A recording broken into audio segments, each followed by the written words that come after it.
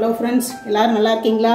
இன்றைக்கி ஒரு முட்டை குழம்பு, அது கொஞ்சம் வித்தியாசமாக நம்ம செய்ய போகிறோம். அதுக்கு தேவையான பொருள் மிளகுத்தூள், கொஞ்சம் ஜீரகத்தூள், கொஞ்சம் மிளகாப்பொடி, கொஞ்சம் வெங்காயம், உப்பு, முட்டை.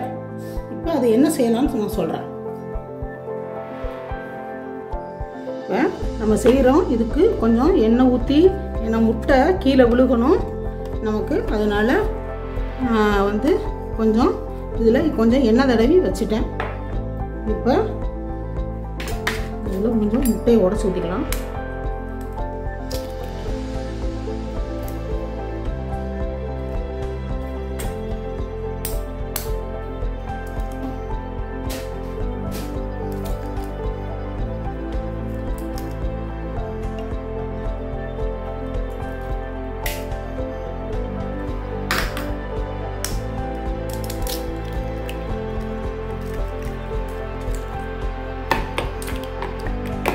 கொஞ்சம் நம்ம உப்பு கொஞ்சம் போட்டால் போதும், ஏன்னா குழம்புக்கு வேறு உப்பு போடணும். கொஞ்சம் மிளகாத்தூள், ஏன்னா அதில் காரம் போகணுன்றக்காண்டி. நம்ம குழம்புல வேறு போடணும்ல, இது நல்லா ஹீட் பண்ணணும். பாதி பாதி போட்டால் போதும். ஜீரகத்தூள், அப்புறம் வெங்காயத்தை ஃபுல்லாக போட்டுக்கலாம்.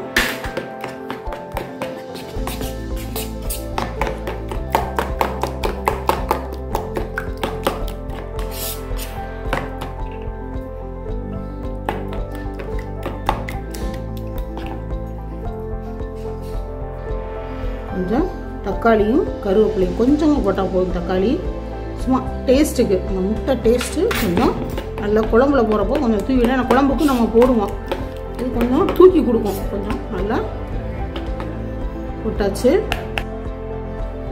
நம்ம அதை கலக்கிட்டோம். நமக்கு கொஞ்சம் நல்லா சதுரமாக வர்றதுக்காண்டி நம்ம இதில் போட்டு கொஞ்சம் வேக வச்சுக்கலாம்.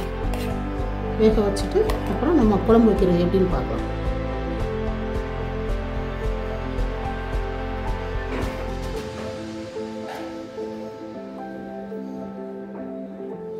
இப்போ நம்ம கேக்கு செய்கிற மாதிரி இதில் வச்சிடலாம். வச்சுட்டு கொஞ்சம் வேக வச்சுட்டு உங்களுக்கு காமிக்கிறேன். எண்ணெய் ஊற்றிக்கலாம். இப்போ ஒரு 2 ஸ்பூன் எண்ணெய் ஊற்றிக்கலாம். சும்மா ஒரு 5-6 சோம்பு,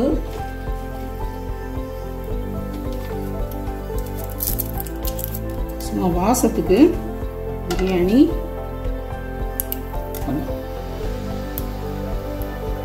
கல்பாசி, ஒரு சின்ன பீஸ் பட்டை, வெங்காயம்,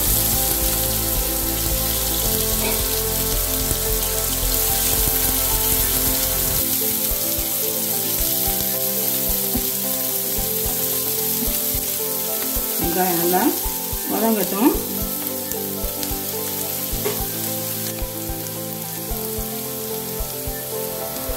கொஞ்சம் இஞ்சி பூண்டு,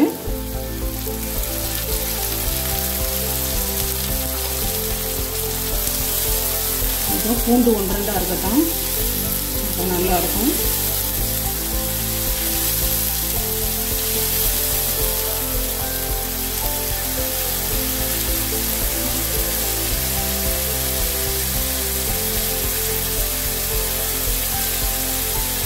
கொஞ்சம் குழம்பு எவ்வளவோ அவளுக்கு தேவையான கொஞ்சம் தக்காளி,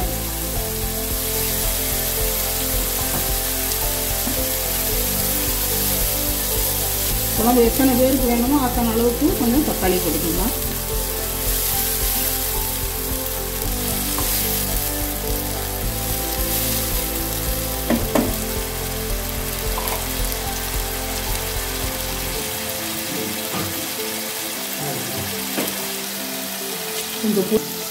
கொஞ்சம் மிளகாத்தூள், கொஞ்சம் கொத்தமல்லி தூள்,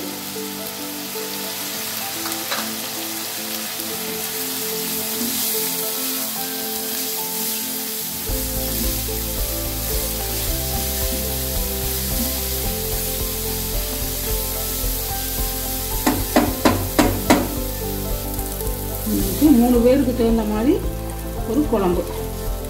தகுந்த தண்ணி ஊற்றிக்கலாம்.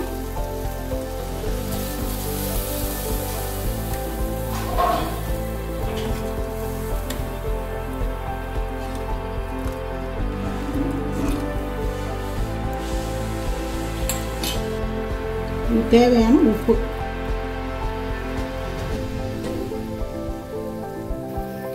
கொஞ்சம் தேங்காய் ஊற்றினா போதும். உங்களுக்கு வேணும்னா ஊற்றுங்க, வேணான்னா விட்டுருங்க. ஆனால் தேங்காய் ஊற்றினா ரொம்ப நல்லா இருக்கும்.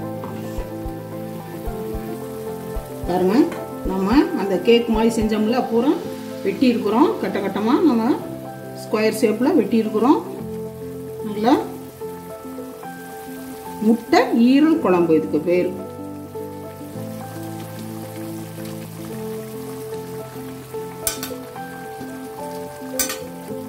தூள்லாம் இருக்குது, அதெல்லாம் போட்டுக்கலாம், ஒன்றும் பிரச்சனை இல்லை. போட்டு கொதிக்குது. ஒரே ஒரு முட்டை.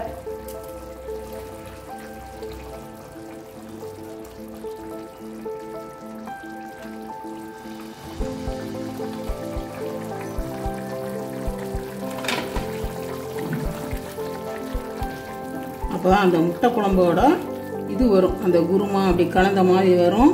ரொம்ப நேரம் கொதிக்க விடக்கூடாது, அவ்வளோதான். அப்படியே இறக்கிடணும். முட்டை கரைஞ்சிரும், அதனால கொதிச்சிருச்சு, அப்படியே இறக்கிட வேண்டியதான்.